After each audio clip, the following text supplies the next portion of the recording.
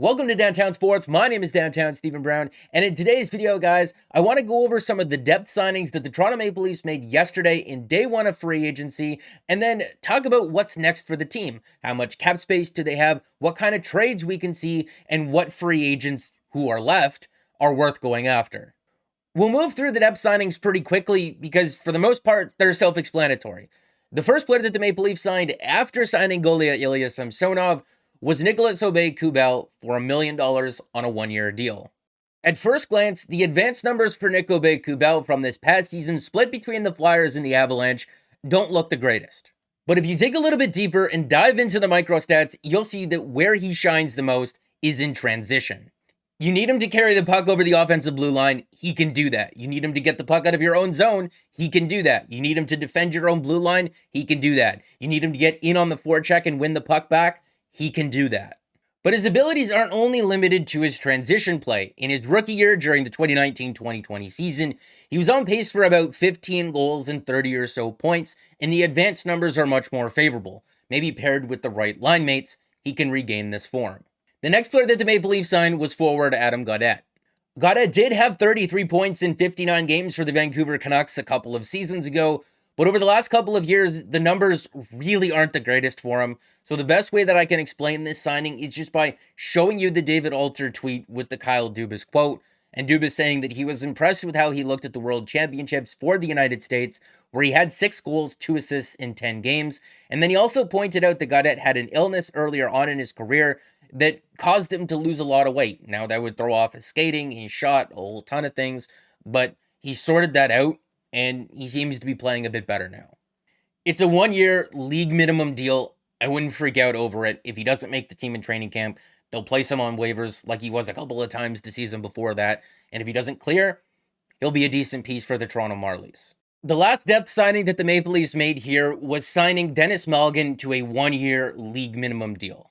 The reactions that I saw yesterday to this signing in particular were just ridiculous. Denis Malgin has a better chance of being claimed off of waivers than he does being a regular in the Maple Leafs lineup next season. The Leafs literally do this every single offseason. They sign 1,000 depth forwards, place them all on waivers at the end of training camp, and then whoever gets claimed, who cares? There's literally a dozen guys that you have just like him, and whoever clears gets to be a decent piece for the Toronto Marlies.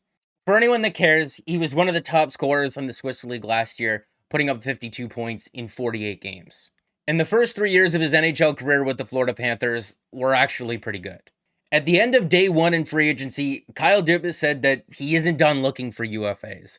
And then he went on to say that they're obviously going to have to be guys that look at our situation and say, hey, I can go there for a year or two on relatively low dollars, and the group would be a fit for me to have success, and then parlay that into something greater. And if you're looking at guys who have played for the Maple Leafs recently and then left, he's not wrong. Guys like Cody Ceci, Jack Campbell, Zach Hyman, Ilya Lyubushkin, Ilya Mikheyev, and even Colin Blackwell all signed multi-year deals for millions of dollars. And it's the reason why Ilya Samsonov wanted to sign here in the first place. He wanted to sign a one-year prove-me type deal, and what better place to do it than the team that had 115 points with almost near the bottom of the league goaltending last season. You're going to get an opportunity to play, and if there isn't one, Dubas will find you somewhere else to go, like he did with Barabanov and even Mikko Lehtinen. That's why they were voted the second best team to sign with in the NHL by agents in this poll from just last year.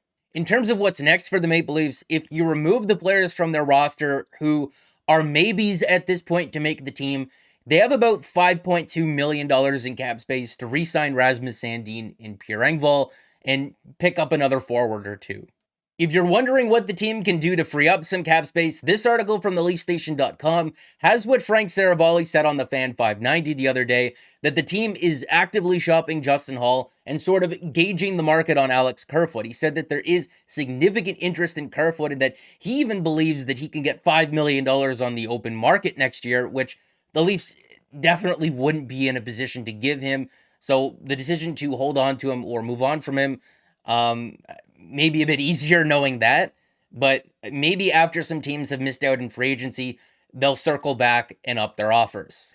When assessing Kerfoot's value in the past, I've used this trade from this past year's deadline involving Calle Jarnkrok to the Calgary Flames for a second, third, and a seventh. Jarnkrok and Kerfoot are similar players in the sense that they can both play the wing, center, on the penalty kill, power play, up in your lineup, down in your lineup, and they're not the biggest guys. But at the same time, Kerfoot is coming off of a career season that saw him put up 51 points in 82 games, and Jarnkrok's career high in points is only 35. Kerfoot's had more than that 3 times already. So the return on a guy like Alex Kerfoot may be bigger than what we're thinking.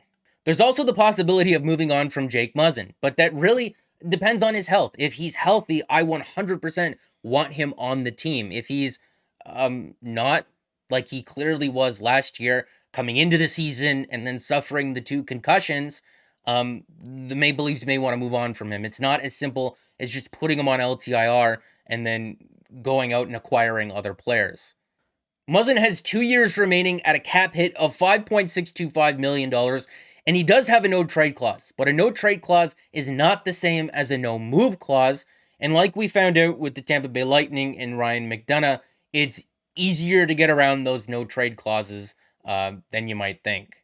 The Lightning basically went around the league and said, hey, if we place Ryan McDonagh on waivers, will you claim him? They created a list of teams who said yes. Columbus was first on the priority, and they went to McDonagh and his agent and said, hey, if you don't waive your no-trade clause to accept the trade to this team, or that team, we're placing you on waivers, and Columbus is going to claim you. That's extremely cutthroat and aggressive, and I don't know if I'd want to do that to Jake Muzzin, but if they feel they'd be better off with the $5.625 million in cap space, depending on his health, of course, it is an option. And judging by the market for defensemen and the deals that guys signed yesterday, I don't doubt that a team would pick up Muzzin, even with the health concerns. And if we're looking at the free agent forward pool, I still think that there are several players here who shouldn't cost very much, but still provide you with some decent value. Players like Dylan Strome, Sonny Milano, Danton Heinen, Zach Aston-Reese, and Tyler Mott would all be welcome additions to this team. If you're interested in knowing a little bit more about those forwards, we did a video the other day discussing a few of those names in depth, so I'll leave that video above the screen and at the end of this one if you're interested in checking that out. Kyle Dubas also noted that he was interested in a physical right-handed shooting defenseman that could maybe play in a depth role for the team, and if you're looking at the list of defensemen who are available, there's not really a ton of guys who fit that description. I mean, maybe PK Subban, someone like Chris Russell or Jordy Ben. A little bit further down on this list, someone like Michael Stone. I don't know. We'll have to see. What I'll say about the Maple Leafs just a day into free agency is that they're definitely not better than what they were at the end of last season. If anything, they're worse. They're definitely worse. But I think the question that we need to ask and where we can have a discussion is if they're worse off, because those are 2 completely different things. For now, we've watched several players who played prominent roles on our team last year walk away, and we haven't replaced them with anything. But Dubas said that he's not done, so I'm going to wait till more of the dust has settled, but I can understand why people may be angry or disappointed at this point. If I had to give my opinion right now, I'd say that I'm extremely nervous for next season and skeptical of the moves that they've made so far. But that doesn't mean that I'm not willing to wait and see how they work out maybe a couple of months into the year. And even after the dust settles and we see more of the moves that they're eventually going to make, maybe next week or in the coming weeks, that doesn't necessarily mean that's what the team is going to be come playoff time. We still have an entire season to go through and a trade deadline. Ultimately, I'm not going to tell you how to feel. So that's going to be it for this video, guys. Make sure to like it if you did like it and subscribe for more because more is always on the way. And guys, I'll see you in the next one.